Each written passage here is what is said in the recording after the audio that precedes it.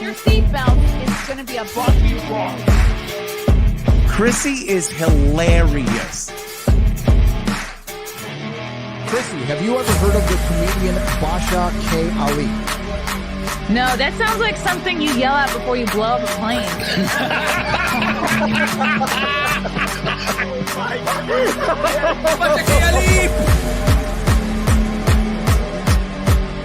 30 seconds remaining.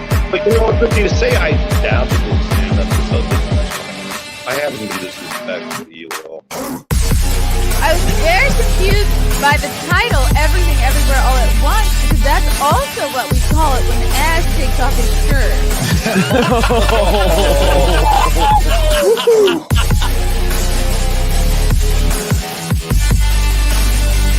I shouldn't be up here.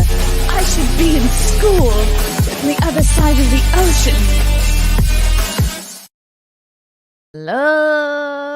Hello, boys and girls. Welcome to another episode of the Chrissie Mayr podcast. You can listen to this podcast on iTunes, YouTube, Spotify, SoundCloud, Rumble, Rockfin, Twitter, Twitch, Facebook, even.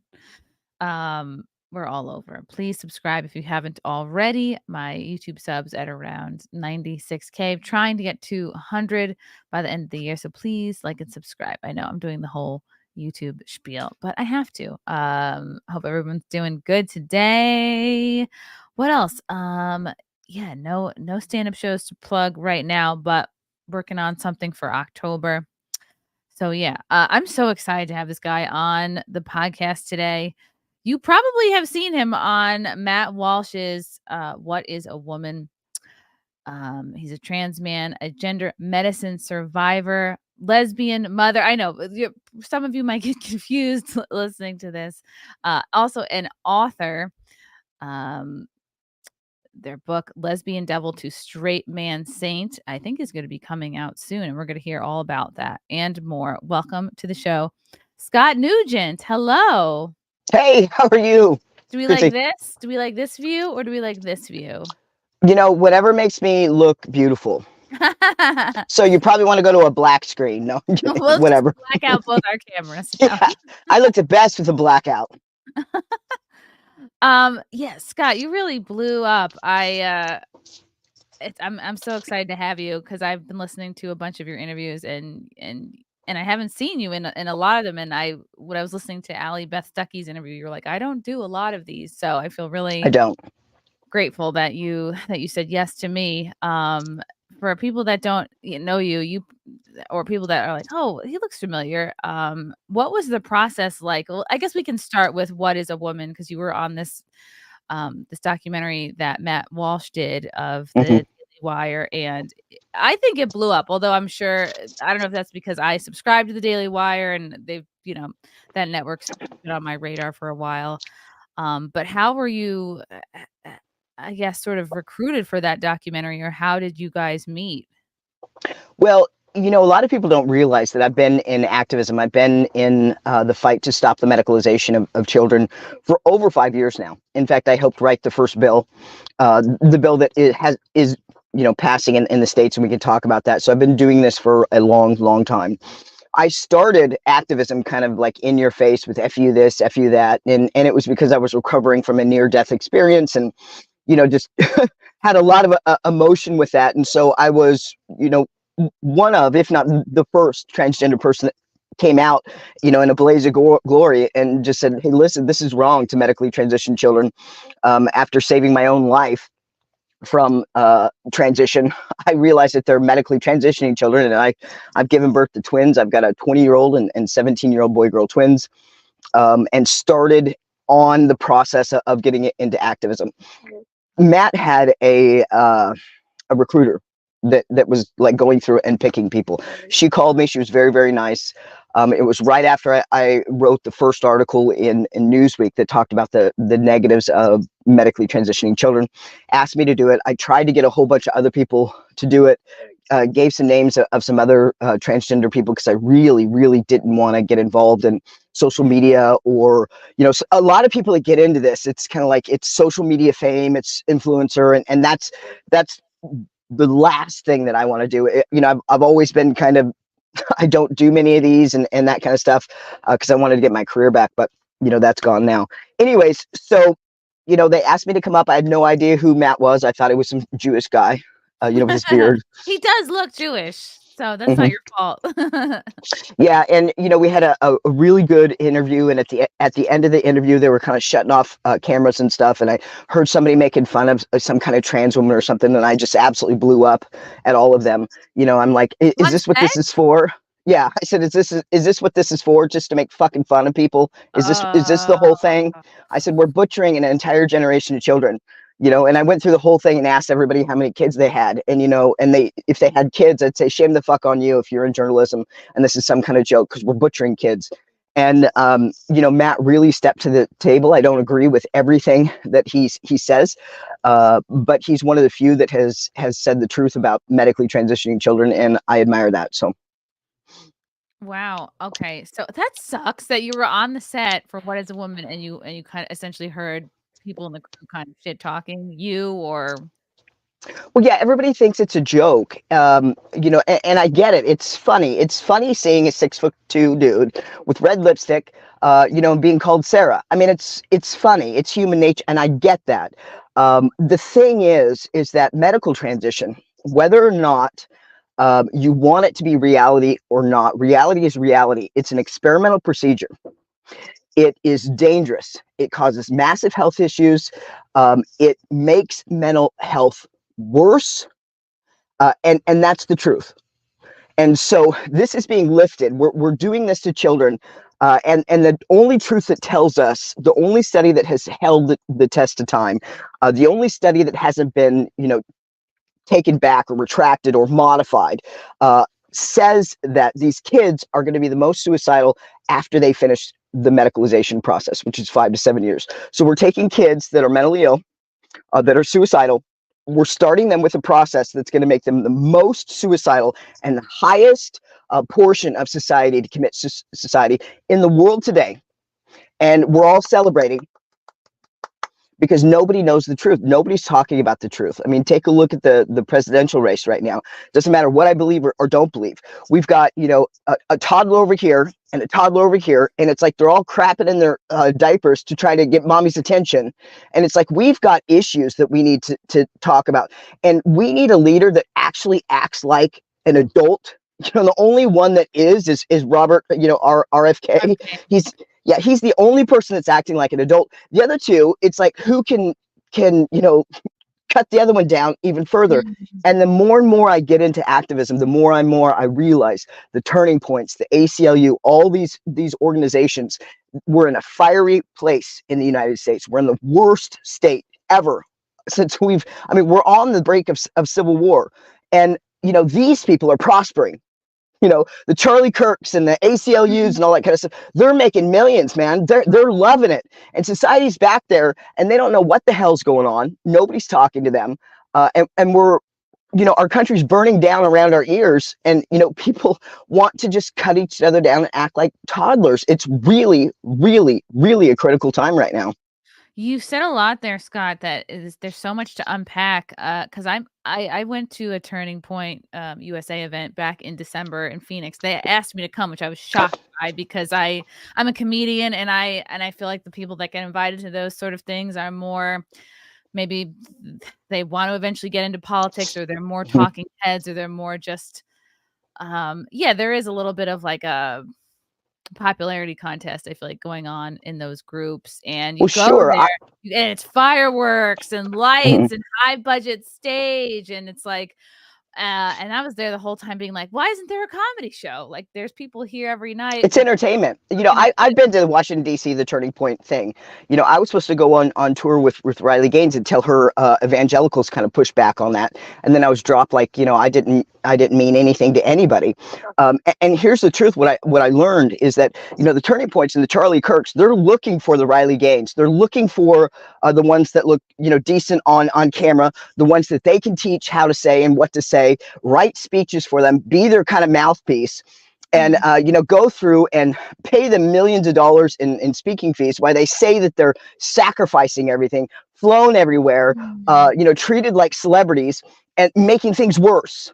there's nobody that's going to go to a Riley Gaines, speech that doesn't already agree with what she agreed with. There's no way a liberal's going to go there, or a gay person that doesn't understand what's going on, and come back and go, wow, Riley really educated me. Nobody's going to listen to her that needs to be listened to. But the truth is that people like Riley are making millions and millions and millions and millions of dollars for Turning Point. Charlie Kirk is trying to find other people that he can, go around, the Ben Shapiro's, all of them. It's horrible what we're doing. It's horrible for our society. It's great for the Charlie Kirks. It's great for the Riley Gaines. It's great for the Turning Points. But what people don't know is that this is a business, and people have no clue what's going on. None. Yeah, Riley, you're bringing up such good points that I've heard nobody else ever bring up, because everybody loves Riley Gaines. Like, she's beautiful. Everyone knows the story. Yeah, I don't trust her as far as I can fucking throw her, and neither should you.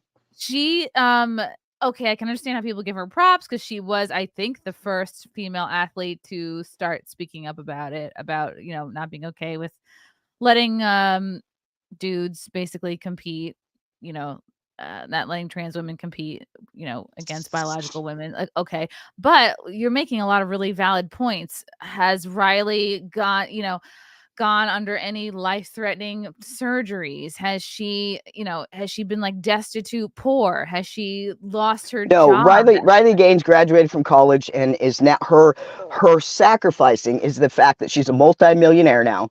People think that she's a celebrity. Even look at what she looked like before and after. Charlie Kirk's ran her through the Turning Point things. So even if she did have her own mind, it's gone. So that she takes these young people, he, puts them up for the camera, and then he shits on everybody else, and he puts us out there, and he makes sure people goes right and left and right and left. And so we have these people that think that they're intellectual giants by, blaming everything on that's the left's fault. That's the left's fault. And it's like, they think that people in the audience are going, did he just say that's the left? That's fucking brilliant. Oh my God. And what it is it's a war tactic to get people to shut up. It's basically the social media, props for, this is your sub-tribe. This is your sub-tribe. This tribe over here is threatening your sub-tribe. I'm the person that can save you. Don't listen to anybody else. Listen to me. And it's the left's fault, or it's the right fault. And so society's like this. It's the left's fault. And then dinner party. Oh my God, he's brilliant too. Is he brilliant? The left and the right both do that. They kind of both of them do. Absolutely. Yeah. Left is crazy as hell. You're in this space. You're doing these interviews. You're meeting a lot of people, so you're learning a lot about, like, God, it's frustrating, because I would think you would be perfect for all of these events, and you're exactly the person everyone should be hearing from. You've lived it. You're passionate. But what I do is I pull people together. See, real leaders pull people together. I work with Christians. I do speeches at evangelical events. If people think that it's easy for me to listen to a speech about homosexuality, about the sins of this, of sins of that, and high five that person to come up and talk about transgenderism, if people don't think that doesn't hurt my heart, they're wrong. I do it because nobody else is doing it. I do it because nobody else is adulting. I do it because I get to the places that Charlie Kirks and the Riley Gaines and stuff like that don't want to get, nor do they have anything in the back of their mind that they fucking want to get there. Because what they're wanting to do is create their talk track within their sub-tribe and just kind of go around and hand out the church thing where you put the dollar bills in. Oh my God, Riley just talked about, trans women should be in sports, and it's the left's fault. Oh my God, she's fucking brilliant. And, Charlie Kirk's in the back going, bring it on. Who else? We need somebody else. Riley Gaines is losing her shit. People don't like her anymore. She's been out there too. Find somebody else for me. Find somebody else for me. And it's not so. I think most people are kind of in shades of gray. I think most people are, there's fewer people on the extreme right and on the extreme left, and most people are in the middle. And you're right. It's all about sub-tribes. Did you ever try to get involved with a Turning Point event, or did you ever speak to Riley Gaines? Like, have you ever had any interactions with these people that sort of is helping to shape your view of what you're thinking of them? Absolutely. Like I said, I was supposed to be on a tour with Riley Gaines. I know exactly how it works. And it is a business, and it's making our country sick. Unfortunately, I don't think Riley is smart enough to kind of know that she's being used. She's young. She doesn't get it. She will as she gets older. She's absolutely being used. Either that or she's not a good person at all in her soul. Because what she's doing is she's pulling in hatred from one side to the other. She's not getting to anybody. Charlie Kirk is not getting to anybody. There's no way that you could have a sea of liberals, people that need to understand the medicalization of children, the people that need to be educated. There's no way Charlie Kirk is going to get on any kind of platform and start talking about the butchery of childhood medical transition. There's going to be nobody that listens to him. As soon as he opens up his ears, people are going to go, yeah, he's an asshole, and not listen to what he has to say. We're butchering children. Society is cheering, and the Turning Points and Charlie Kirks and Riley Gaines love it because they're making millions. So they're talking about, I guess, the easy talking points. It sounds like you're saying they're not getting into the nitty gritty. Well, of course, they haven't lived it. They haven't gone through these surgeries like you have. And it's almost like you're saying you're kind of too real. And I don't know. I can't imagine why they wouldn't want someone like you on their tour. Because I pull people in from the other side. The business model is to create a cement surrounding by your sub-tribe. You don't let anybody in, you don't let anybody out. And basically, if you want to get in there, here are the outlines of this sub-tribe that you need to believe. You need to believe this, you need to believe that. I mean, it's the same thing. I always say, think of it this way, and it's not just the conservatives. Take the feminists, right? Let's say that there's a feminist that really speaks to women, who's a very gifted speaker. And she believes everything that the feminist sub-tribe believes, except for, let's say, she is against abortion. Well, if she wants to be supported by that sub-tribe, she's got to keep that to herself. And so we have all these people within these sub-tribes that have different opinions about different things and don't say anything because their main motivation in life is to get more followers, to get more monetization, to get more famous, to do this. And to do that, you need to have a sub-tribe that lifts you. You have me, who doesn't want to be in politics, never wanted to be in the politics. And that's why people believe me, that are saying stuff that needs to be said. And I say stuff that the conservatives like, but not all of it. Not the whole. I say things that the feminists like, but not all of it. I say some of the things that the liberals like, but not all of it. And so I belong in no sub-tribe, which means I don't get helped. I do this because on my deathbed, I made a promise to God that if I lived, I would fight the medicalization of children until it's done, until it's stopped for my own kids. So that's why I'm here, and people can feel that. And for people just watching who maybe haven't seen the documentary What is a Woman, Scott here went under medical transition at the age of 42. Kind of your whole life, I hate even saying, you dress like a guy because I think that's, you dress how you like to dress. And it was kind of other people, I think, who put it on you. Oh, you're dressing like a guy, instead of maybe just accepting you for who you were and saying, oh, you just like to wear these certain clothes. But Chrissy, I'm gonna stop you there. I've never dressed like a man. I come from a family that is a very, very kind of glamorous family in Southern California. I had an aunt that was like a famous model with, faded glory. I went through finishing school twice. You ever seen Mommy Dearest? That was my grandmother. I had to go through I was a business sales executive. Before I got into business sales, I actually was a makeup artist and did hair. wow. So nobody on the face of the earth would think that I was a man or dressed like a man. The thing is that at a vulnerable time in my life, in a relationship with a woman who did not want to be gay, did not think that she was gay, thought that it was just me. The whole trans thing came up.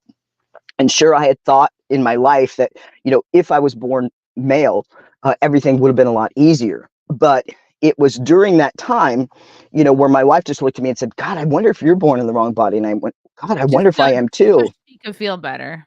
Yeah. And I was like, God, with all this stuff. And then I sat in front of a trans woman therapist when she said, how long have you been dressing like a man? I had earrings on.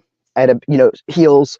Nobody would, but for me in that vulnerable place, that woman saying that to me basically it was the worst 2 weeks of my life. Like I was walking, down the street thinking that everybody that was passing me was going, oh my God, that's Kelly. That's a dude. And she doesn't know it.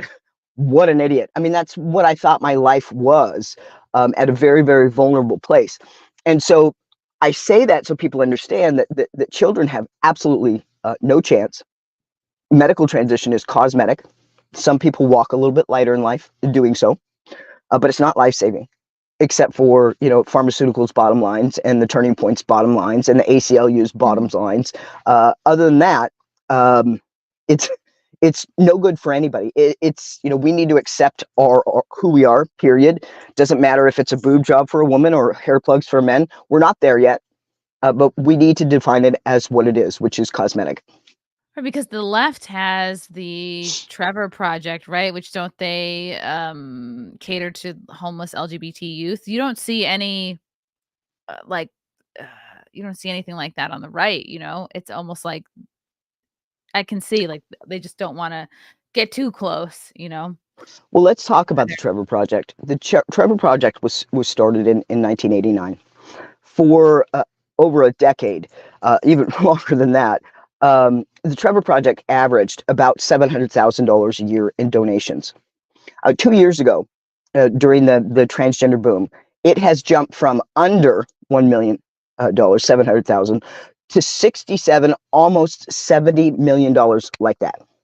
Oh my God. Now, this is what I'm talking about with the Trevor Projects, with the Turning Points, with this and that people don't realize that these sub-tribes are very lucrative, especially when they're able to kind of promote, social injustices on both sides.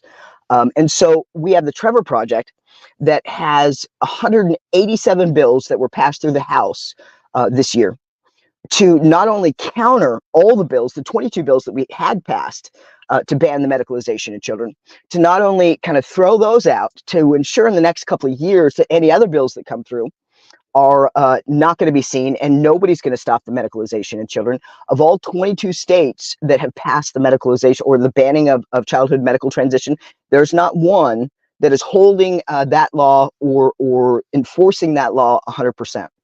It's just not happening. And again, society doesn't know, because the Turning Points want to go, hey, we're winning. We're banning the medicalization of children. Look, we're winning. We're winning. We're winning. Send money, send money, send money, send money. Get Riley there. Get Riley there. Pay $150 a talk. Get Riley there. Get right. And then the Trevor Project over here is going, they're banning everything for kids. No kids are medically transitioning. We're turning into a Hitler state. Send money, send money, send money. And the truth is that nothing is happening other than money on both sides.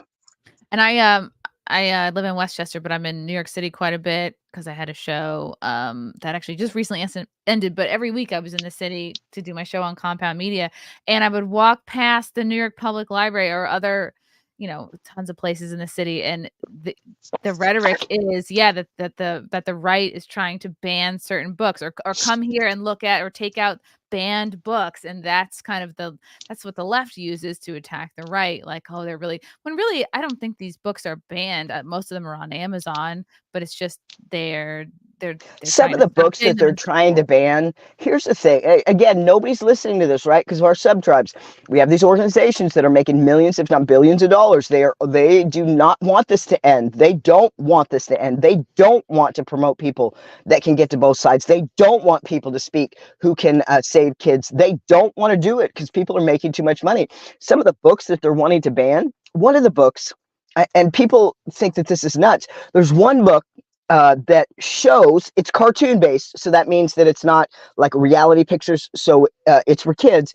It's a book that shows boys how to suck another boy's dick. It's crazy. I've heard of cartoon. What is it called?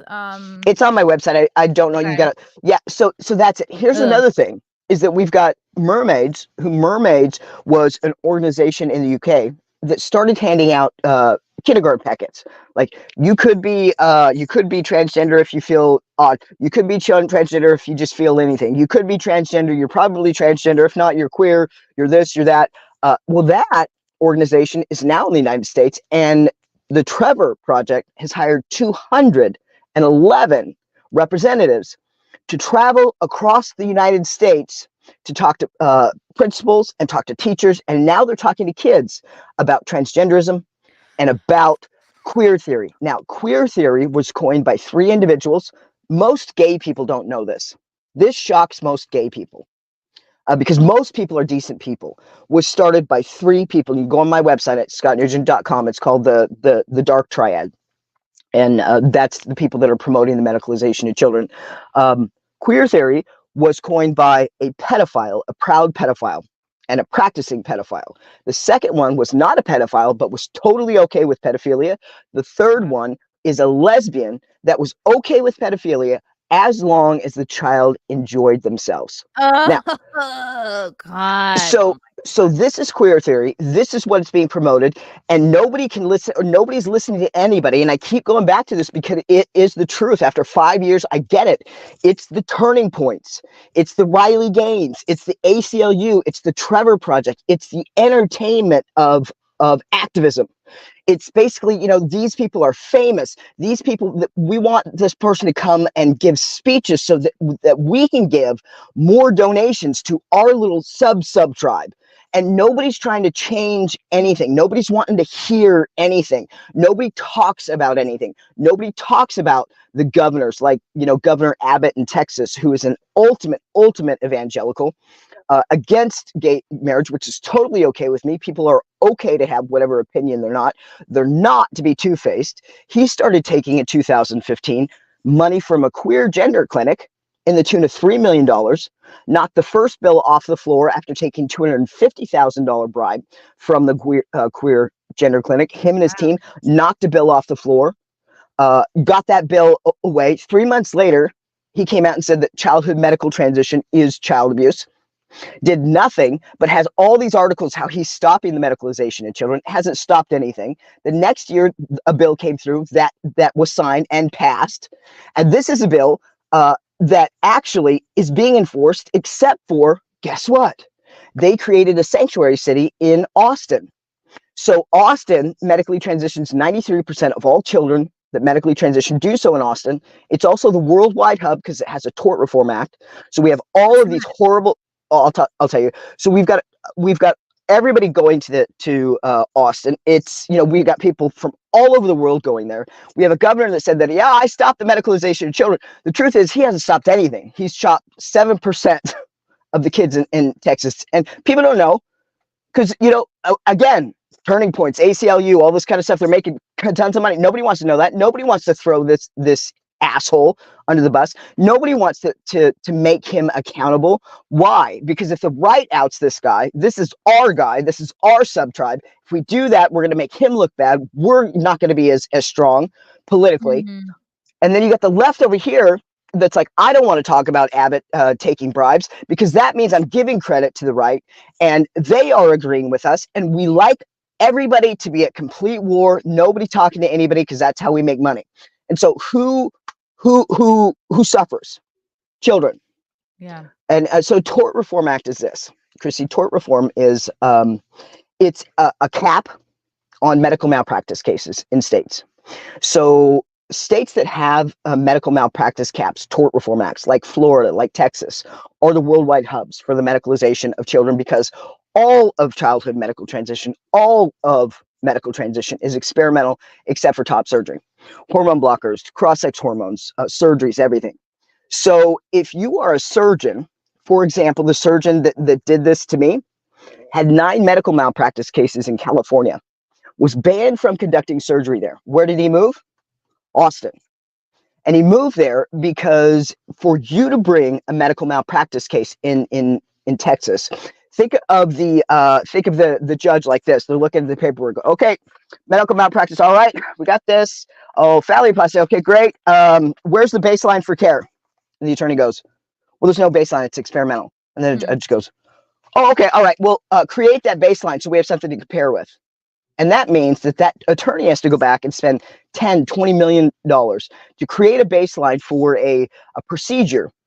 And then he can come back and get the $1 million or $2 or $1 million or $2 with medical malpractice case. And I know that because I saw 8 attorneys with that.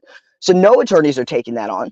because no attorney wants to spend 10, $20 million on creating a baseline for any kind of procedure that's only going to yield them a couple of $1 million. Plus, they're going to have the unicorn farts and the glitter bombs and the LGBTQ surrounding their law firm. They're not going to be able to make money for 2 years while they're creating this baseline.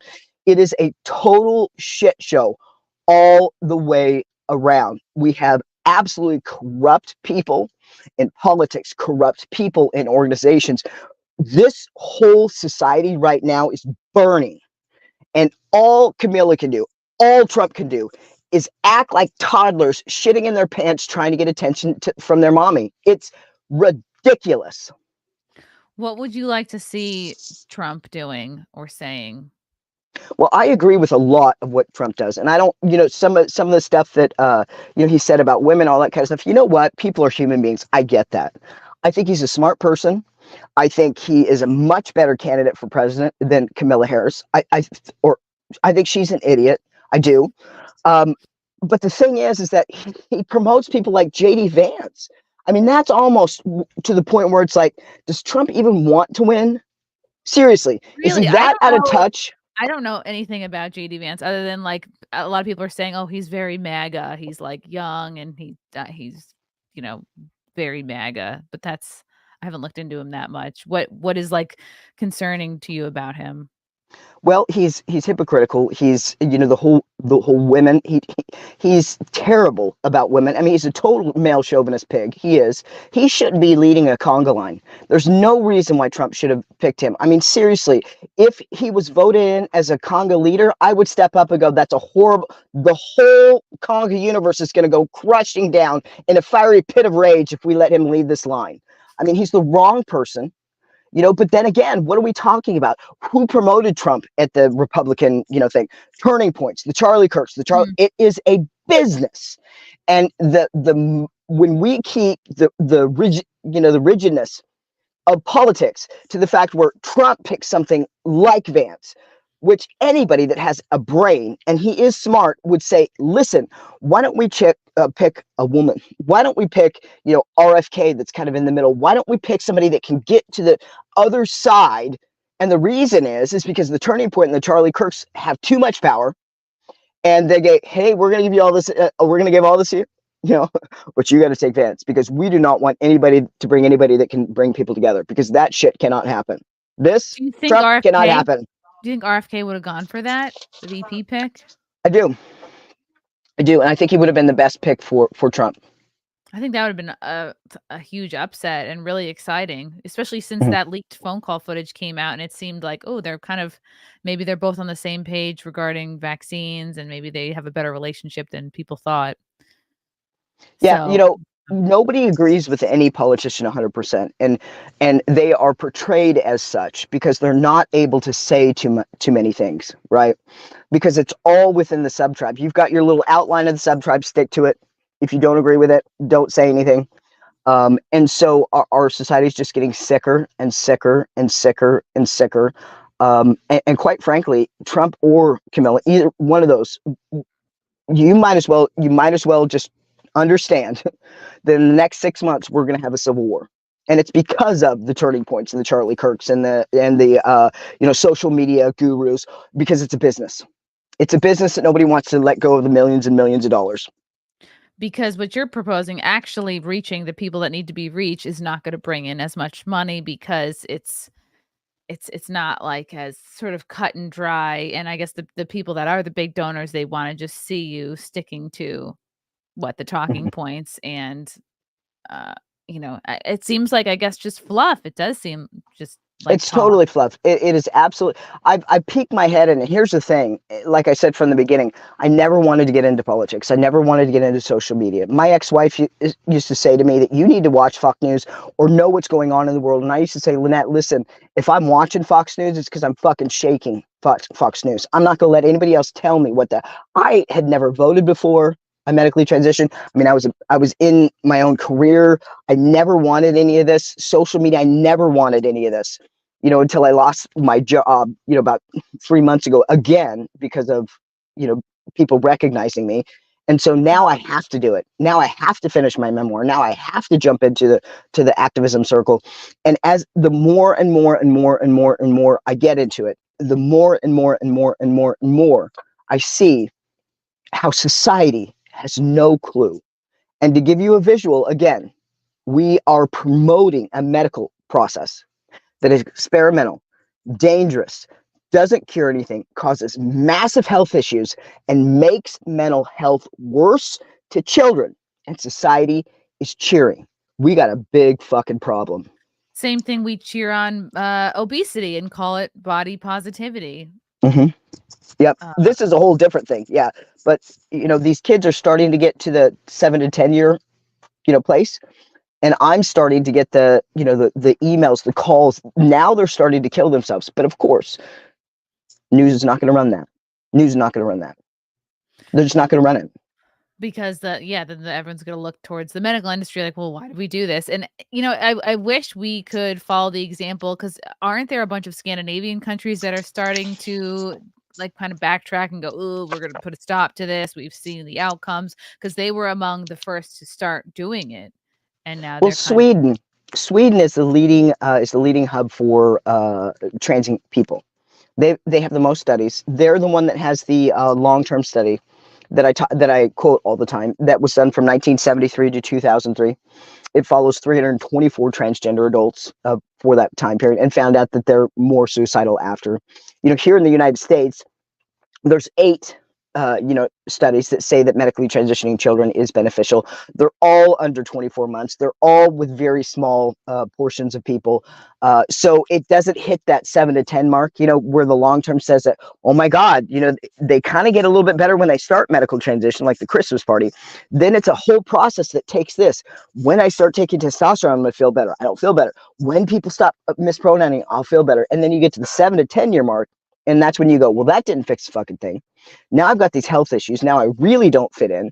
And so it's very sinister. The studies that we have, they're very, very short term. They're very sinister. They catch them right in the Christmas party phase. So in Sweden, what they've done is they have studied so much that they're finding puberty blockers. There's a documentary that came out of Sweden that you won't find in the United States. You can find it on my blog on scottnugent.com. That shows how these girls' spines are not fusing together properly. So we've got these 13, 14, and 15-year-old girls that are walking like this, that have been on puberty blockers. They won't live past 30 because their spines are not fusing together properly. They're finding that mental health or mental development, basically cognitive reasoning, seeing around corners, all that kind of stuff, they're missing that process. There are what's called timeline puberty, which means that at a certain timelines, it's kicked off. Like, okay, it's time for our bones to grow. Okay, it's time for this. Okay, it's time for that.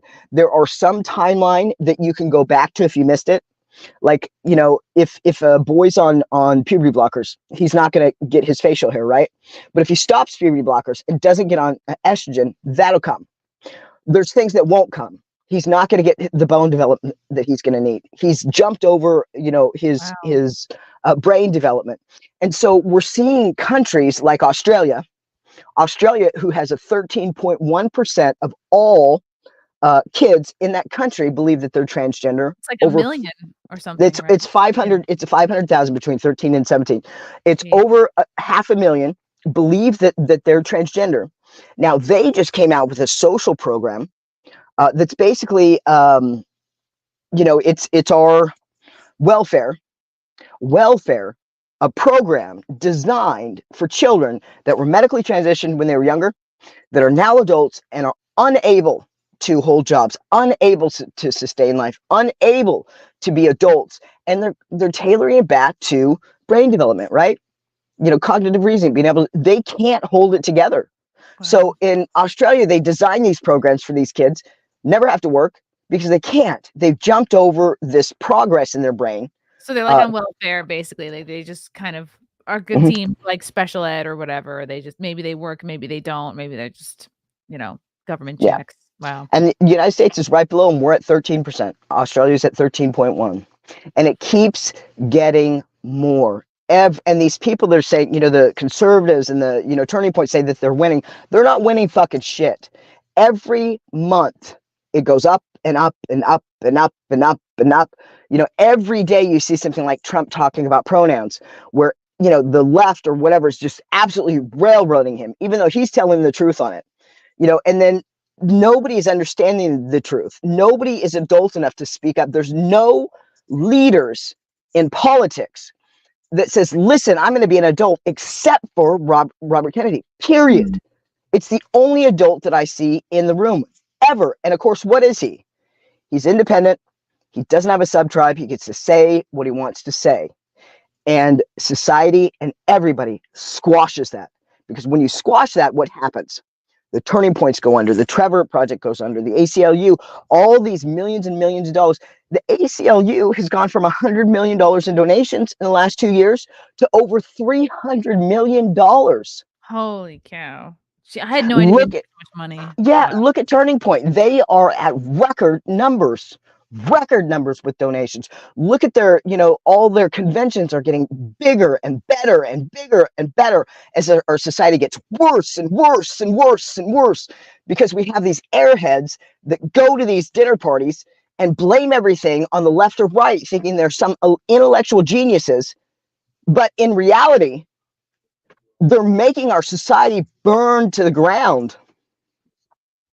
So what's the right way to do it? You know what I mean? Like how do you actually reach these kids? Because who really knows about them but the teachers and the parents, right? Yeah. So how is a Turning Point or even a Trevor Project going to reach these kids when it does come down to like the kids themselves, which they probably may be too scared to reach out to somebody outside, like their teachers or their parents, and the parents and the teachers. So it's like, what do you suggest? Like, how do we actually reach the kids that are in this situation? Well, the Turning Points, the ACOs, they would have to change their entire business model. And in doing so, it would be financial devastation for a couple of years. They're not going to do it. They're just not going to do it. It's business. They're not going to help.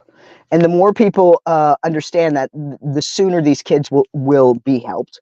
What has to happen is that people in general, individuals in general, you need to support and lift people that refuse to belong to a sub-tribe.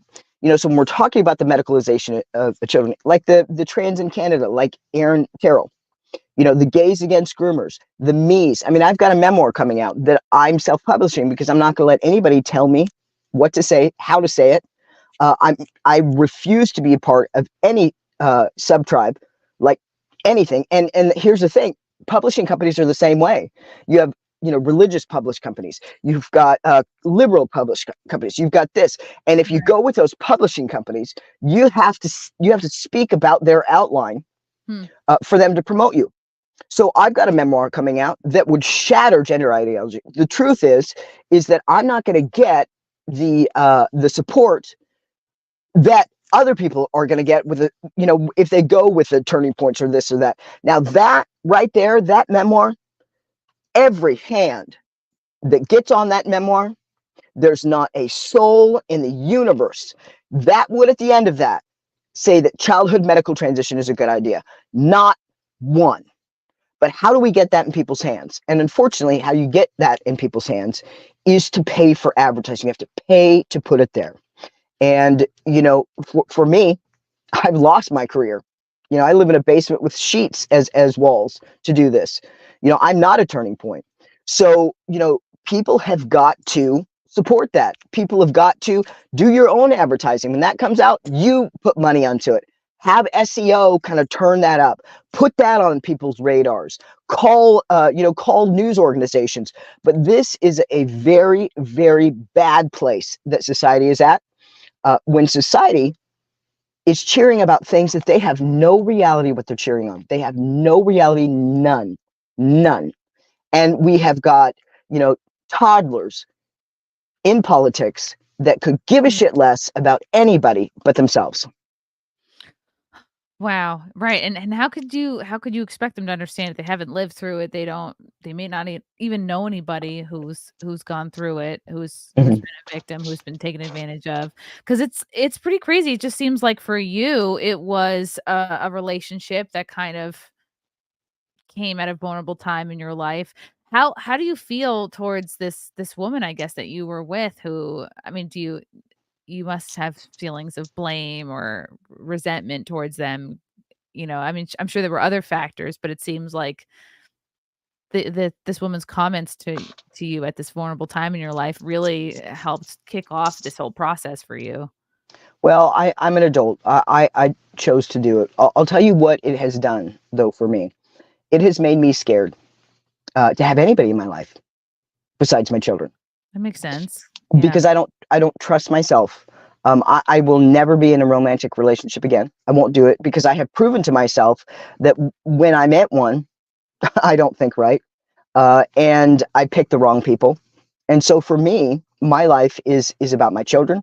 It's about stopping the medicalization of children, and that is my sole focus.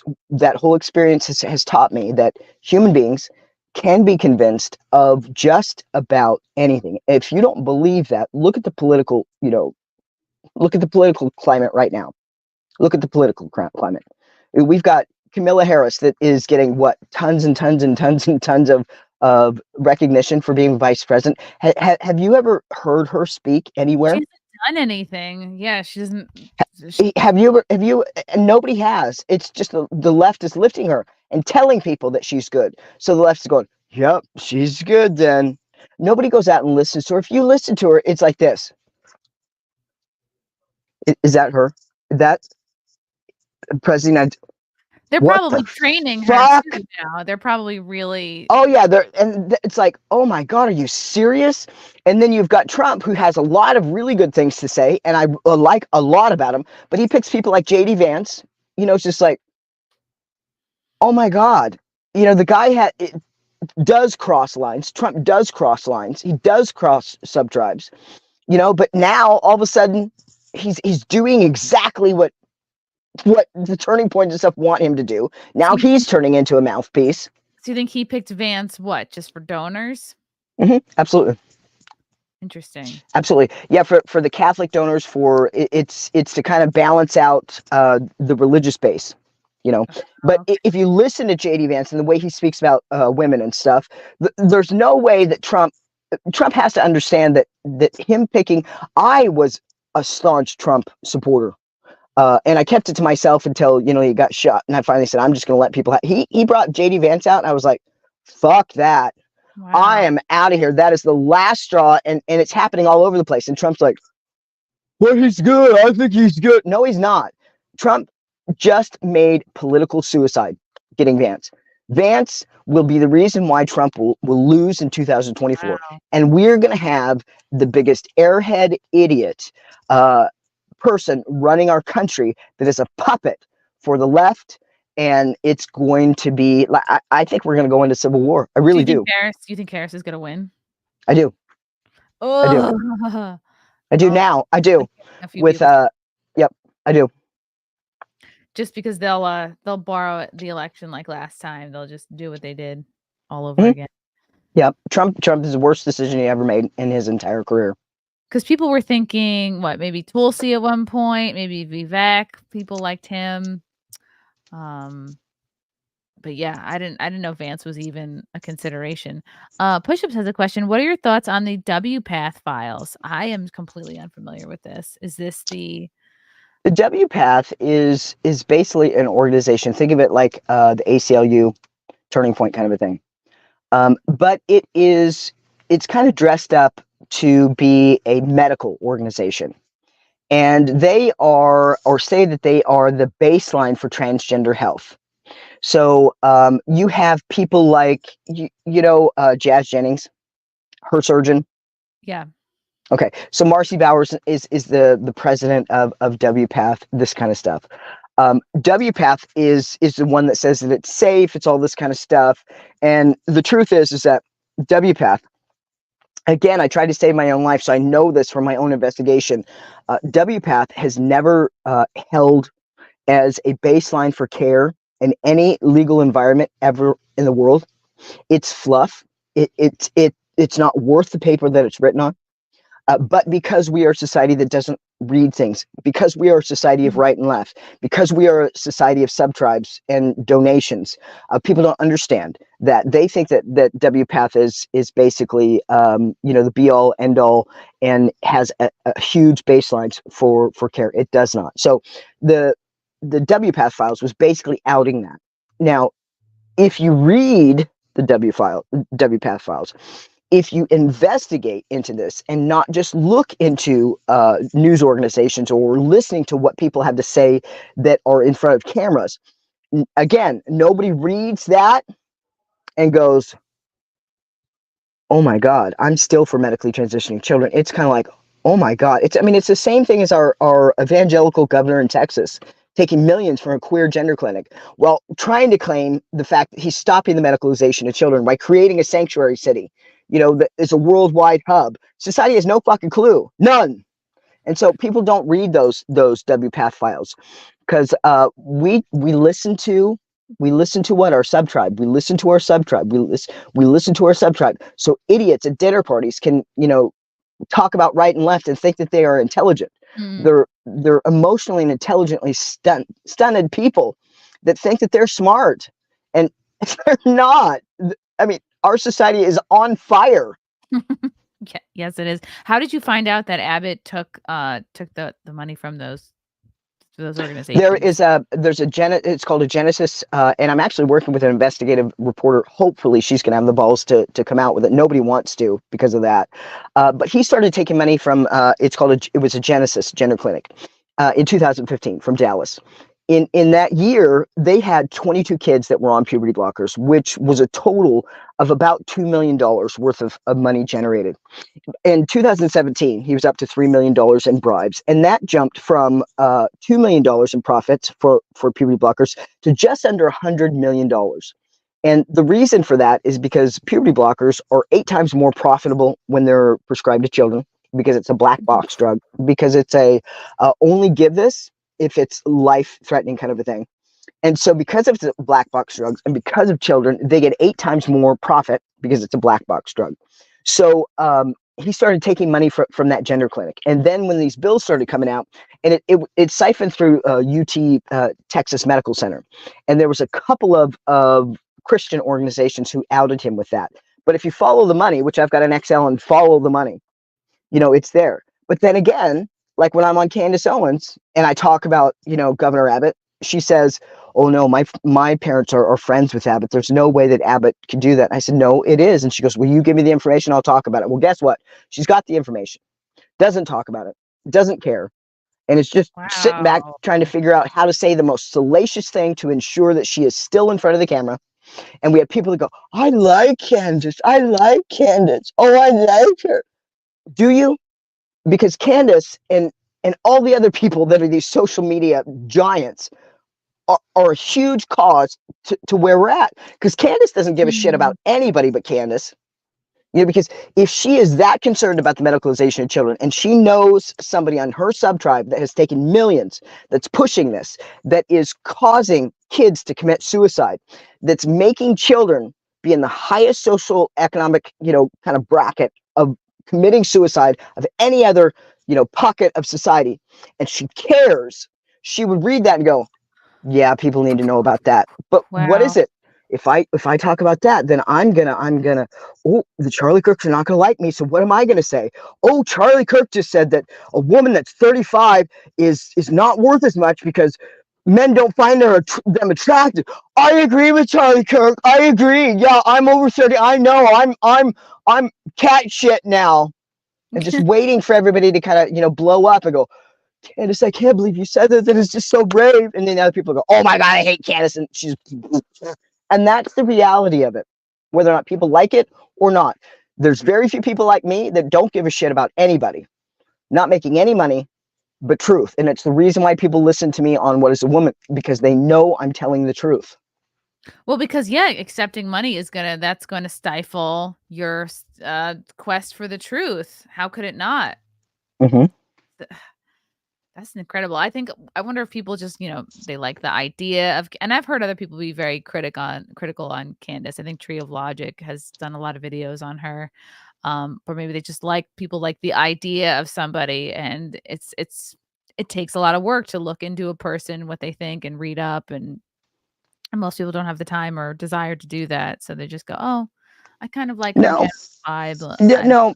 Social media is basically, what can I say that shocks people enough to get attention, whether it be good or bad. So, Candace is sitting back going, white lives matter. Oh my God. I've got all these famous people around me now. Oh my God, you're right. I'm And you're 37 right. years old. I'm ugly as a frog. I've lost value because that Charlie Kirk is right. And everybody's like, oh, I can't believe she said that. You know? Jeez. Okay, wow. There's just so much. Yeah, I mean, brave doesn't even begin to describe your situation here. And you started tell me about the process of writing this memoir. What prompted this? Well, one of the things is I started writing this over 5 years ago, actually over 5 years ago in itself. But one of the things that I get, one of the first questions like you asked me is, why? Why did you medically transition? What was that? And so to understand the why is to understand why the problem came. You cannot fix a problem if you don't know why it happened in the first place.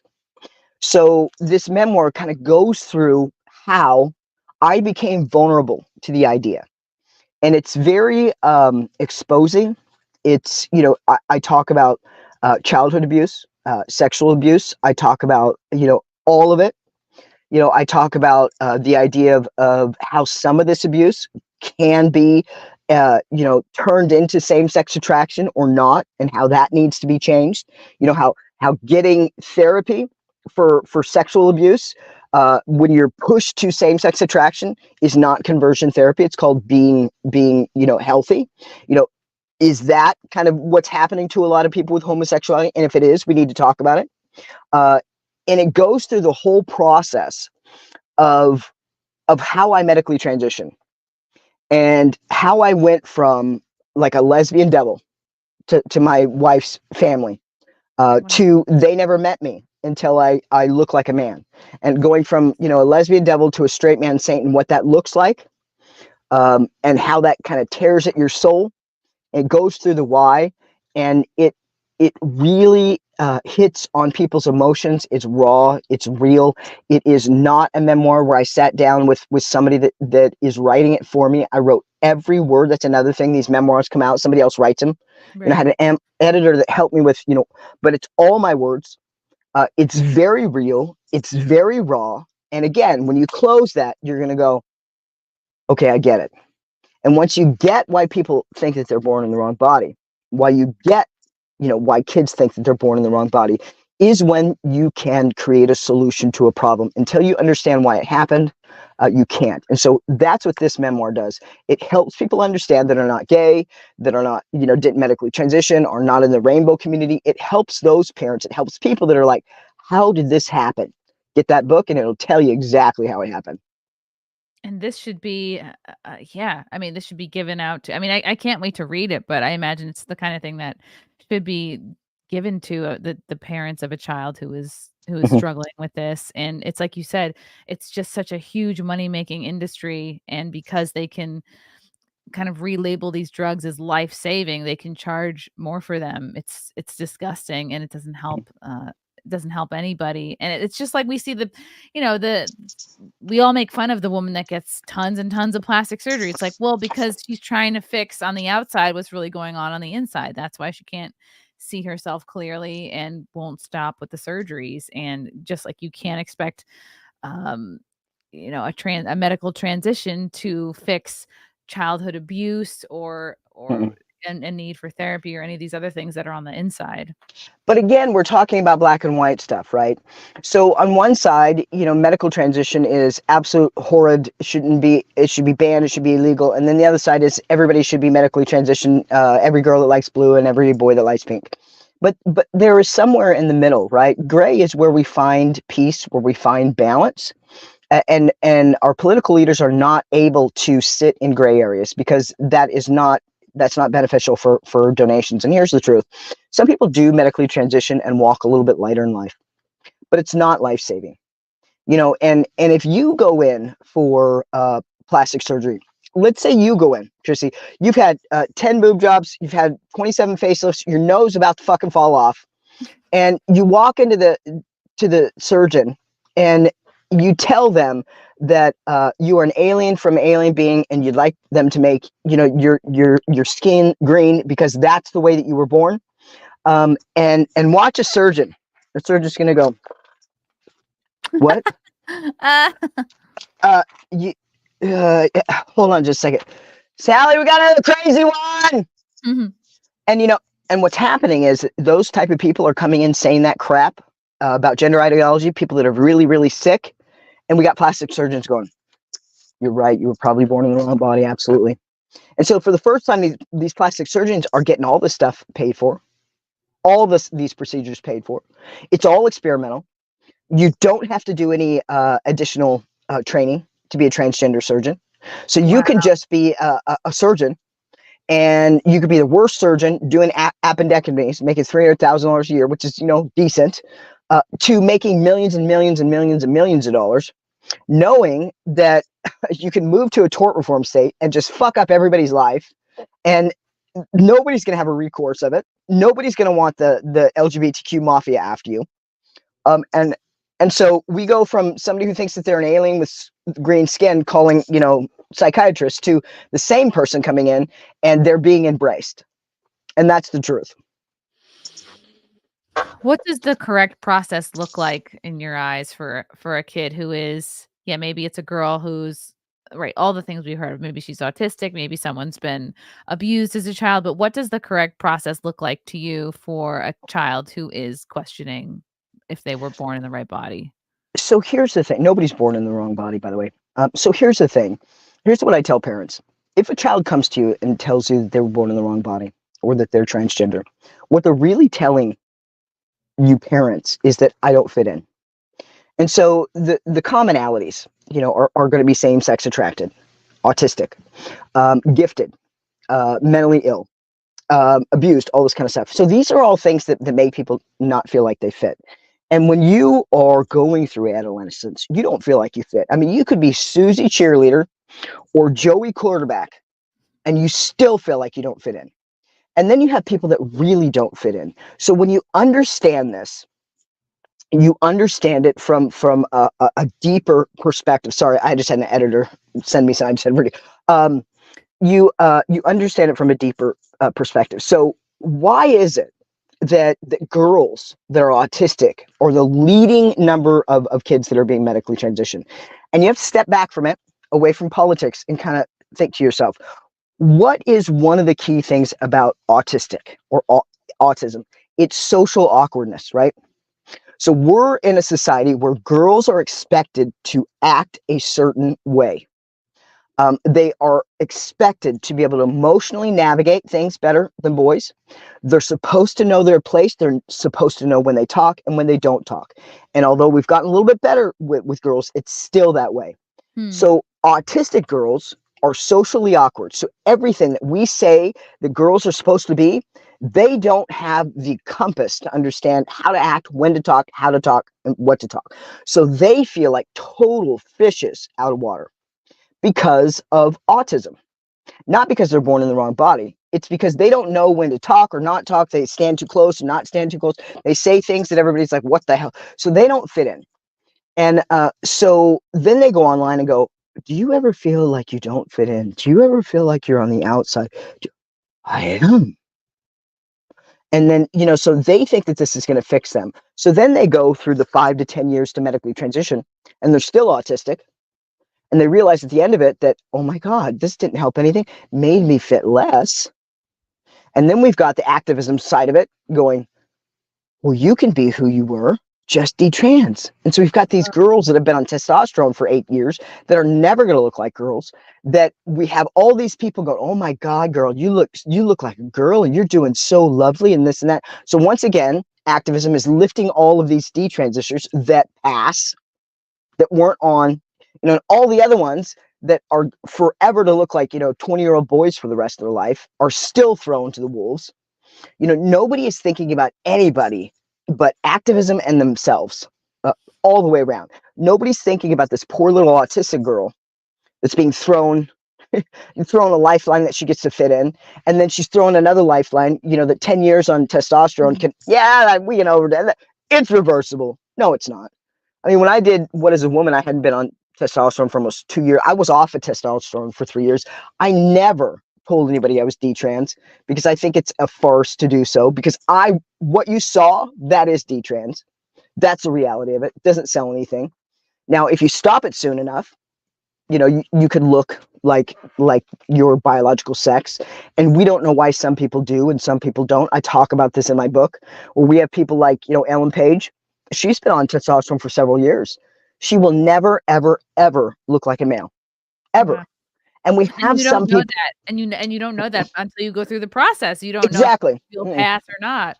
She does not, and she never will. And it doesn't matter how much testosterone. Now, I started taking testosterone, and within 2 or 3 weeks, things started changing. So then it was like validation, which is all bullshit too. It's just, but again, it's experimental. No, nobody knows why. Why is it that Ellen can be on this for 3 or 4 years and still look like? I mean, she doesn't look like anything. I mean, she looks horrible. And then some people can, detransition or not. And we're not thinking about the poor little autistic girls that's going to look like a boy for the rest of their life, or the straight girls that's going to have to marry, a dude at 24 and look like they're in a gay marriage for the rest of their life and never have children. And they're like, what in the hell? Why was I thrown to the wolves? Why didn't anybody stand up for me? Right. Instead, you're being treated well. You know yourself, and you're whatever, 11, 12, 14 years old, and you know best. Meanwhile, your brain isn't even fully developed yet, and then No. it's really sad. It's because there's so much money to be made, and really, like, there's so much money to be made off the parents of these autistic kids, because they're told, well, do you want an alive son or a dead daughter, or whatever they say. So I'll tell you that sentence right there. Any medical professional, any mental health professional that says that sentence to any parent in a professional way should be held criminal liable, because that is not the truth, and they know it's not the truth. The truth is 180 from that. The percentage is that their child will commit suicide 5 to 10 years after they medical transition, if you medically transition kids. That is a fact. Any medical professional that has ever said that or continues to say that, I think, needs to be held up in a court of law. right, but they want to make that money, and they're not liable, right? You can't really. Can you sue these doctors? No. It's experimental, right? I mean, we have a black box drugs that's given to children, and we've got, in Switzerland, which is the leading country of medicalization of human beings, that basically has said no to puberty blockers, no. And here in the United States, it's still a pause button. It's still this and it's still that. And why is it? And it goes back to what we were talking about in the beginning, our sub-tribes. Everybody wants to feel like they belong. And so when you create such stern sub-tribes without any gray, when you have the only presidential, candidate that speaks like an adult, is not able to break into the media. The fact that we've got Camilla, who's an absolute fucking idiot, who's getting praised as like some intellectual genius, it shows you right there we've got a huge problem. And then over here we've got Trump, who just brings on JD Vance, who basically just turns every woman that has a brain cell in their brain to ever vote for him. And then, we've got the one that's an adult and nobody really knows about it. And so, people have no clue what's going on. None. Which is crazy, because it's not like RFK is a nobody. My God, he's a Kennedy. He's an author. Like, I've known about him for years. I've read a couple of his books. And he was very outspoken about all the vaccine stuff, and it's amazing that even he had trouble getting Secret Service and security, and that he's remains even a little bit of a nobody media wise is so insane. And I like him. I always have. I just never thought that he had a chance to win. And I thought out of the two, Trump is the he's the only one that knows about the medicalization of children that will block it. That's one good thing about him. But man, I align a lot with RFK. Absolutely. Absolutely. And he says the truth. And because of that, he's an outlier. He's a gray area. What happens in the gray area? They have no support, or not nearly enough support. because society is not strong enough to stand on their own. People are not strong enough to stand on their own and create their own sub-tribe. They need somewhere to lift them up. Plus, I think the introduction of a legitimate third party would really upset a lot of things. It just, I think people are so used to, oh God, are you left? Are you right? Pick your team, and then it's more clear Yeah. where the nations go. So think about it this way. A couple of weeks ago, we had somebody try to assassinate Trump. Do people not realize that? I mean, that our world is on fire. And the person that tried to assassinate Trump basically had no social media presence, left no reason why he did it. It's all a big secret. No, it's not a big secret. I guess he had a Discord profile, and somebody on Discord, I think, either deleted their profile or deleted something that they were on, which is kind of sus. And the person said, like, "Oh, don't worry, there was nothing about attempted assassination there." And it's like, ooh. There's something missing there, and I've said this from the beginning, and people think that I'm nuts. I think that there's the rainbow there somewhere. I believe, and this is, I always say, if it's 100% and it's accurate, I'll tell you. This is just for me. He feels like a trans woman to me. He feels like a trans woman, and that would be absolute disaster for society to know that, or for that, because that's just happening so much. And there's another thing that we need to talk about. We need to talk about transgender shooters. We need to talk about trans women who, I mean, I've got a couple of videos on YouTube. I talk about this a lot. If I'm ever at a rally and a transgender woman gets upset, I fucking bolt. I don't play around. People think it's funny. It's not. If I'm in a room and, some trans woman raises their voice, I'm out like, Tom Cruise. I'm out of there. And the reason, and it's not funny, the reason why is because trans women, or men who have 100% testosterone, so their body is producing testosterone. So they go in and get prescribed estrogen, and you can't give just an average amount of estrogen for a woman to a man who's producing testosterone. That's not going to create the effects that you want. So what do you have to do? You have to create a dominant hormone. So estrogen. Okay, here you see a difference. So you've got these men that have testosterone, likely have a sexual fetish called autogynephilia, which is basically being turned on by the idea of being a woman or being a female sexual object. So they're fetishified, whether they want to admit it or not.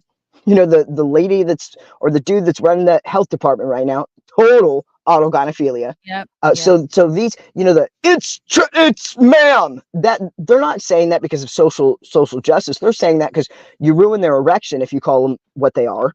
So we've got these guys with sexual fetishes, testosterone average, estrogen, and then we're wondering why they're taking axes into convenience stores and axing people to death, or shooting cab drivers, or shooters, or we have a trans man that is on a massive amount of testosterone who's beyond mentally ill. This guy right here, autogynephilia. So these people, and I am trans, and so I'm saying this as one, these people are not emotionally okay. If I was at a rally and that woman showed up and started to get upset, I would be gone like a $2 bill. I would be fucking out of there, and you should too. Yeah, there was another clip that went viral. People were calling them trans Karen, because I'm sure you saw it.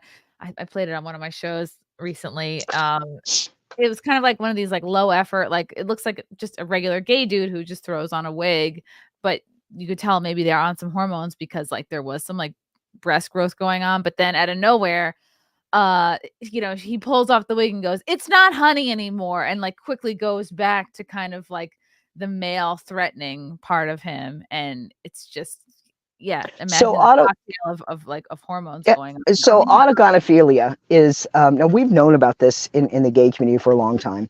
It's the guy at the gay bar that is wearing heels, and he 6'2", 6-inch beard, red lipstick, kind of thing. It was all kind of a joke. We all kind of laughed at them 20 years ago. But what happened in 2015? In 2015, we won our rights, right? Same-sex marriage, we won all those rights. And we won all those rights by helping society understand that we weren't a recruiting agency. We weren't after kids. We turned to exactly what we promised we wouldn't. But when you win what you're after in activism, what you also do is you lose donations, you lose support. The reason why in 2015 we won everything that we needed to within the gay community. So the reason why Stonewalls and LGBTQs in the UK claimed bankruptcy, they had no more donations coming in. Perfect example, Stonewall, the UK, claimed bankruptcy in 2015. In 2016, they had a 32% year-over-year growth. What did they do from claiming bankruptcy to taking that bankruptcy off the table and increasing 32%? What product did they change? What business model did they change?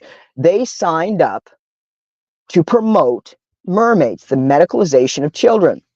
So we went from this guy that used to go into gay bars that everybody laughed at, everybody joked at. I mean, and nobody should be laughed at or joked at, but they were kind of the redheaded stepchild. They were the ones that were thrown into the kitchen cupboard and laughed at and thrown like a pea a day. Here's your dinner. I mean, treated them like shit, to the new model for activism, the new donation model. And so here we are. We are promoting men with autogynephilia. It's a sexual fetish. Our schools all over the United States, 211 representatives from Trevor Project, teaching children, teaching parents, teaching principals about queer theory, which was started by a pedophile. 100%, like I said. Second one, not a pedophile, totally okay with pedophile, and a lesbian that was okay with pedophilia as long as the child enjoyed themselves. This is queer theory. So we're lifting this. We're lifting men with sexual fetishes that, to maintain their erection, everybody in society is basically virtually jacking them off by calling them ma'am when they don't look like ma'am. And so me taking off testosterone, average length, estrogen, sexual fetish, there's a reason why I bolt when I see trans women. And I tell this to other people too. You see a trans woman get upset, you better start fucking running. Yeah. It's scary. Even, I'm sure this is the clip. I finally found it. It was, yeah, exactly what you're talking about. Scary.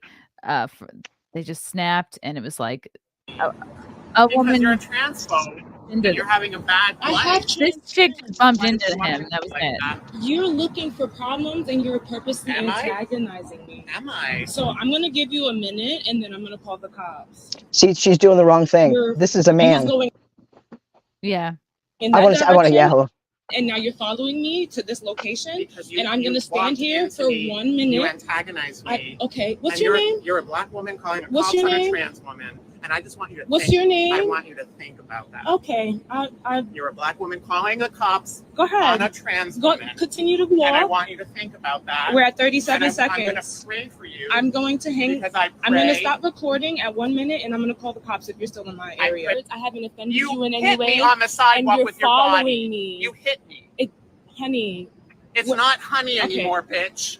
It's not honey. Right. It's not honey, bitch. We're just going to patiently wait for the cops. Yes, we are. This is getting... See, you're playing with fire here. A little bit more... Yeah, I don't know why. At this point, if this were me, I'd be like, bye. Like, as soon as the wig comes off, like, I mean, I wouldn't have taken. Yeah, people don't. I mean, there was a trans woman that stabbed a taxi cab driver. Nobody knows about it. There's a trans woman in the UK who took out an axe and axed 3 people. I mean, it's all over the place. And so for me, I said, people think I'm nuts, but when the Trump assassination guy, when he comes out as trans woman, I'm just going to go, I told you, I fucking told you, because there's no 20-year-old that doesn't have social media presence. Right. That's very sus. Let me see if this continues on. And you're a bitch. Yeah, I am aggressive. I have PTSD, bitch. Okay. You fucked with the wrong tranny today, bitch. I apologize. Yeah, I have PTSD. I'm throwing off my wig. They're also missing a couple teeth. Like, there's so many red flags here. I don't know why. But I guess I understand this woman feels like I have to record and protect myself. But yeah, you're going to be standing there recording while you get punched in the head. I would not be testing them, but no, you don't test trans women. You just don't. And I say that to men too. I mean, I just don't. You kind of walk away and, do a Tom Cruise run. Yeah. Palms out. It's scary. It is. I saw your post about you had some swelling in your wrist, and do you want to Yeah. talk about that at all? Well, yeah, it's getting a little bit better, but you can kind of see it, right? Oh yeah, I don't have to put it up. Yeah. Okay, wow. I'm gonna put you on solo for a minute so people can see. And is this, I guess, a normal reaction to this kind of a surgery? Um, Uh, uh, so people react differently to it. They cut too much skin. They cut into my ligament, and so I'm handicapped. So when I do too much with my wrist or my hand, I've got a we're going to be housing a child that's kind of been abused in our house. I was doing like a room for him and stuff, and so I work too much, and this kind of happens, and yeah, it's horrible. It hurts a lot. that's so lovely. You're adopting a child that was what was the process for that like?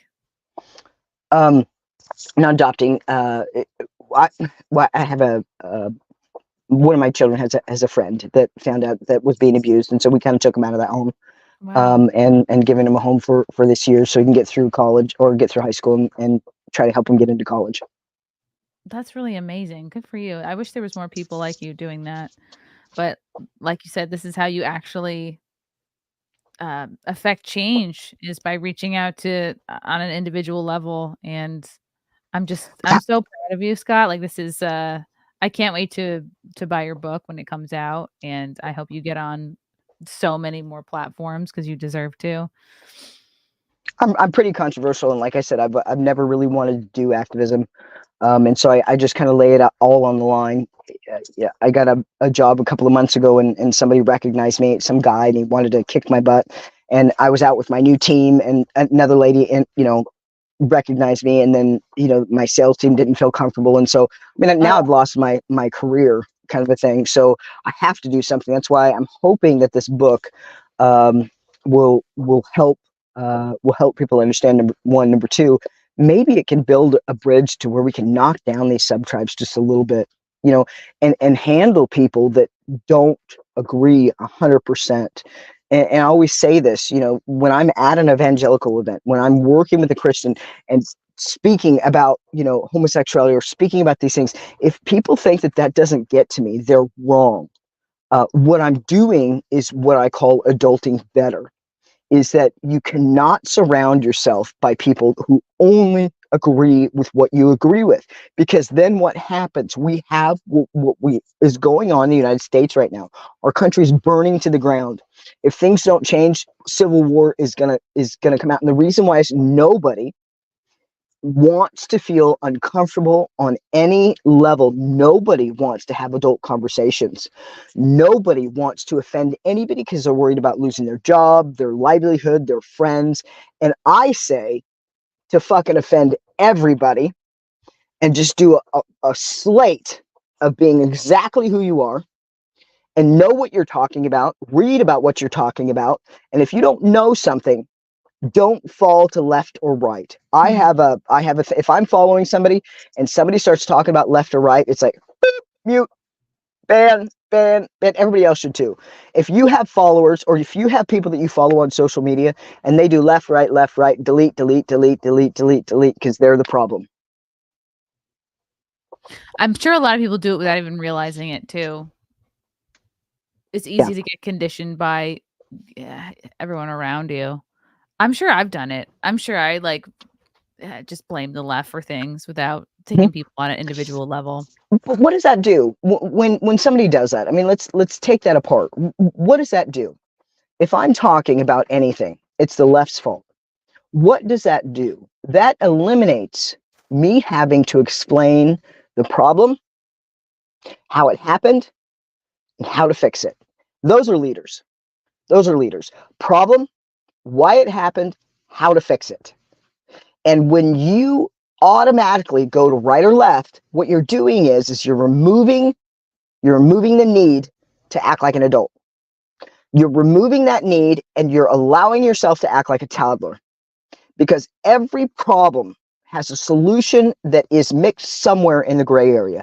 Very few things are black and white. But if you think that being in a dinner party, talking about, the salaciousness of the right or the salaciousness of the left, and blaming these two, kind of inanimate parts of society, there's no left or right person, but it is a tribe. You're not doing anything intellectually challenging. You're not doing anything for such. You're breaking society down. But again, the turning points, the ACLU, all those kind of people, they do it because it's a business model that is very, very, very effective. Every year, Charlie Kirk adds another $1 million on his yearly salary. Every year. For the last 5 years, it's $1 million more, $1 million more, $1 million. He is on fire by tearing our society to pieces. Wow. I'm going to show you a clip, Scott, and see, get your thoughts really quick and tell me if you think that this means progress. Okay, I just found out about this guy. So if I don't know, if some people in the chat know a little bit more about me, let me know. So there's a streamer, I guess his name is Most Critical, and he did a chat with another YouTuber called Sneeko. This is from July 26th, where he says children should be able to transition if their parents consent. Let's play a little bit of this. Somebody can go through hormone therapy. Can they change their gender if they're a child? I think that's totally fine as long as everyone is consenting, as you agree with.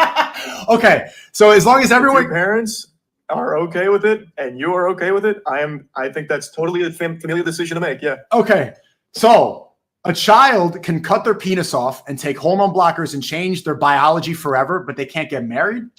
Well, that's a decision that now extends beyond the family, because now you're bringing in a different party. So if you have someone that your age coming in saying, I want to marry that child, I don't think that can happen under any circumstance. So, no. But it's still a personal decision. You're still deciding. Because there's take the other party out of the equation. It's a personal decision. If I'm 16 and I personally want to marry this girl, she's beautiful. She's 21 years old. Her family wants to do it. My family wants to do it. You're saying I can't do that. We're both consenting. I'm ready to go. I'm physically mature, but I'm not allowed to marry because Moy says that woman's a pedophile. But if then the next day I leave it, I'm depressed, I want to cut my penis off, I can go right into the clinic, snip it off, and start taking HRT like Chris Tyson. So Chrissy, stop that for a second. Okay. Yeah, so here's the thing. The way he's arguing about that is exactly how everybody is arguing about that. The only thing that gentleman is saying is he's saying the one argument stance, which is, a child can't decide to smoke cigarettes, but they could cut their penis off, all that kind of stuff. And so it goes to the reality of being in sales, being a sales manager and a sales executive, is that facts don't sell anything. That man is not selling anything when he's talking about it. He's talking about things that are absolutely, everybody can come up with that argument. He convinces nobody, but he basically kind of heats up his side that agrees with him. The guy on the left with the hair, he's speaking about this because if you listen to him, he thinks that he is fighting for something. He believes what he is saying. He believes what he's saying. You are not going to convince that man on the left. And that man on the left is the people that need to be convinced of the truth. The way that this guy on the right is doing it, he's right. The way he's going about it, he's not going to convince anybody. Right. He's not going to convince a 500-pound woman who hasn't eaten for 3 weeks to eat a double cheeseburger, French fries, and soda. He's not going to do it. You have to come out this differently. And you have to come out this by saying stuff like to the guy, why do you think that is true? Why do you think a child would think that they were born in the wrong body? And once you start to interject feelings into facts is when you change hearts and minds. Doing a machine gun of can't smoke cigarettes, can't drink, can't get married, thinking that that's going to change hearts and minds, it does not. What it does is it boils your side, it boils your sub-tribe. What he's doing on the right, even though there's been a lot of attention to this guy on the left, the left will pick him up in a minute. The ACLU will pick him up. He will be back online in a couple of weeks. This guy on the right got a lot of attention, has changed nothing for nobody. So if you want to stop the medicalization of children, you have to come at it from a feelings point of view.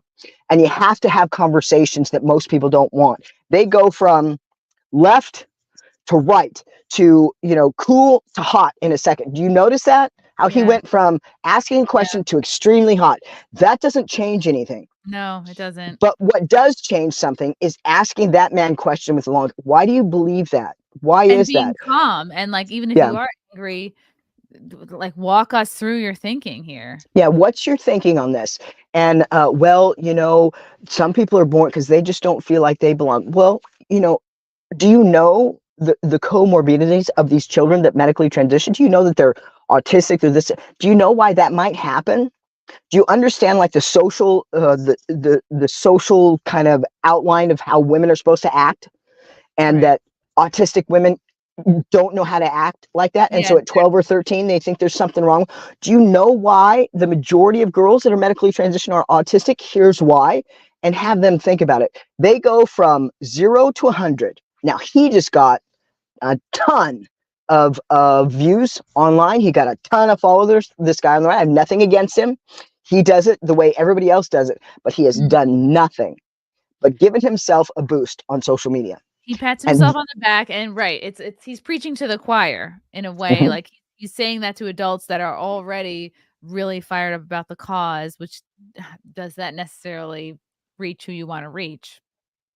And and now he's getting, oh my God, you're so brave, you're so this, you're so that. But he's not changing any hearts and minds. That's a thing, Chris. We have to change hearts and minds. We have to change hearts and minds. And people that change hearts and minds are really have a really high emotional IQ, an emotional intelligence to help people see things differently. And people that help people see things differently in our society right now are not worth anything. It's the people that can be the most salacious. It's the Candace Owens, with a Christ is King.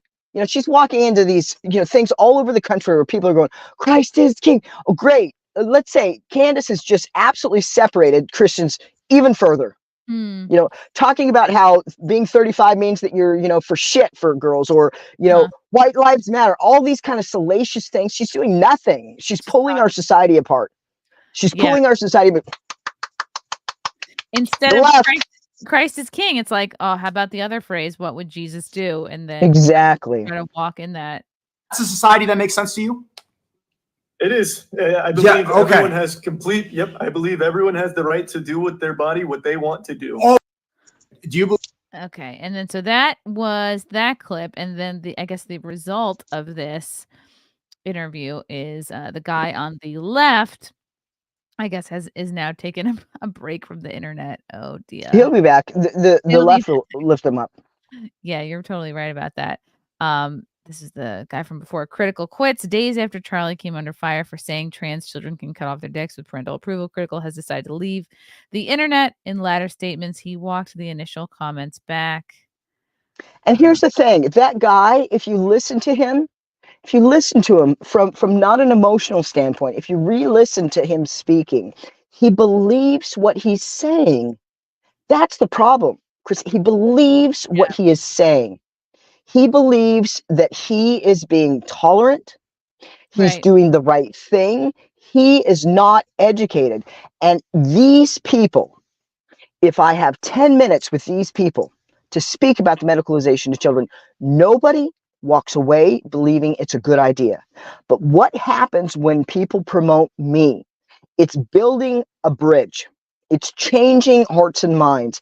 People don't want to change hearts and minds. They want to create destruction within their sub-tribe. They want to be right. They want to be at their dinner parties clinging their little glasses to the right and left. Nobody is really looking at what's happening in society. We are butchering an entire generation of children with a process that doesn't help anything, makes it worse.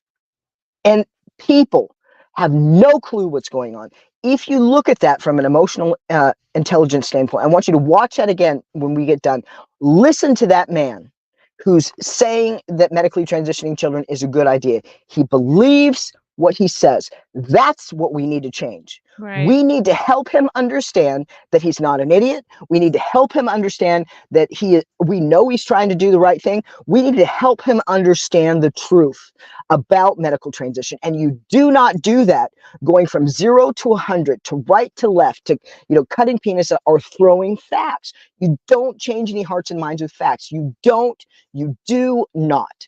It reminds me of a time when I was in my early 20s. I was selling cars. And I remember there was this one guy that could close deals like crazy. I just thought he got easy customers. I thought he'd been doing it for a long time. And I was mad one day. I remember I was standing outside going, I just wish somebody would come up and go, I want this car, I want this payment, I want this down payment, I want this. And I just want an easy car deal. This is so emotionally draining. And he said, you know what, Kelly, that's going to happen. And when it does, is you're going to realize it's going to be one of the hardest sales that you have to close. I said, no way. And so it wasn't within like a week or so. I had this guy come in. He said he wanted a red 4x4 Toyota truck, regular cab, stick shift. He wanted like 17,000 miles on it. He wanted, all this kind of stuff. And I was like, oh my God, we just got something in. Payment, everything. And we drove, and I'm like thinking to myself, this is going to be easy. This is going to be easy. So I get out of the car and I go, okay, right, let's go get this for you. No, I want to think about it.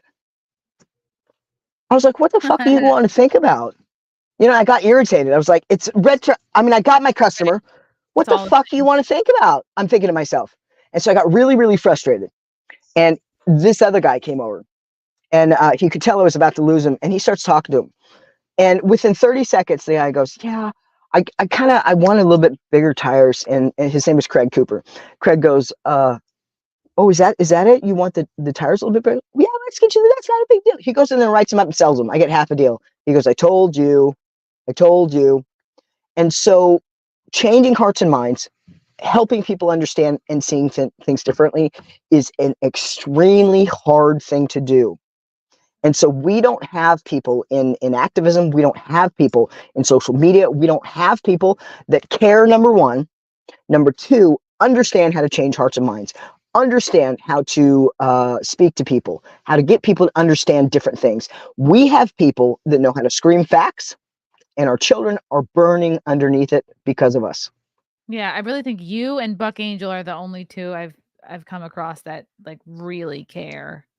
Yeah, Buck's a nice guy, and he gets slammed for being a porn star. And I've never watched any of that, and I kind of understand from that point of view. But I know Buck personally; he's a very, very, very nice person. Yeah, and actually cares about the children, which not enough people seem to be doing, because it is just easy. Like you said, everyone just wants to go viral, have their clip, get their money. But that is not going to help the kids. ScottNugent.com. This memoir, Lesbian Devil to Straight Man, comes out next month. Do we have a day yet, or can we pre-order your book? Pretty soon. It's the 17th. It's my twins' birthday. My 17-year-old twins. Yeah, birthday on the 17th of August. Okay, great. And where can we go to buy? Amazon right now. We're going to be doing digital and paperback. I'm working on some different things as well. Here's what I say with this. If you think that my voice matters, anybody, if you want to start like an advertising campaign, if you want to be in control of it and the money that comes in and comes out, we have to get this book in front of people to read it. And I'm a voice that nobody wants to listen to, because I do not just spurt facts. I do it with feelings, and I change hearts and minds. And unfortunately, what I'm trying to help people understand is the right and left, they don't want that. Nobody wants anybody to change anything. And it's absolutely evident with what's going on right now. It's so true. God, we just want that money and the viral moment. Scott, thank you for coming on. You're the best. Your voice really matters. I know that it sounds corny, but yours really does.